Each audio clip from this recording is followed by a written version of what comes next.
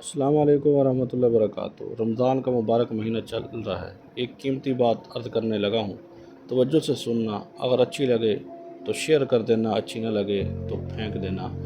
یہ قوم ایسی ہے جو ہر وقت حق کی تلاش میں ہوتی ہے، سچ کی تلاش میں ہوتی ہے۔ یہ کبھی موچی سے موچی کے علاوہ کوئی کام نہیں کرواتی، نائی سے نائی کے علاوہ کوئی کام نہیں کرواتی، پلمبر سے پلمبر کے علاوہ کوئی کام نہیں کرواتی، مستری سے مستری کے علاوہ کوئی کام نہیں کرواتی، پر دینداروں کے علاوہ ہر ایک سے لے لیتی ہے۔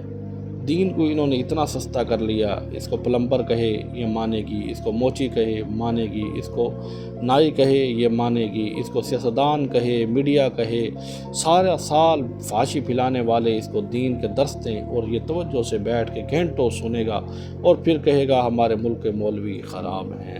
انہیں یہ پتہ ہے کہ کون دکاندار پورے محلے کے اندر، بازار کے اندر کون سا فراڈی ہے، کون سا ٹھیک ہے، کس کا سودا اچھا ہے، کس کا سودا خراب ہے، کون سے ریٹ فریش دے رہا ہے، کون سے ریٹ مہنگے لگا رہا ہے، سب اس کو پتہ ہے۔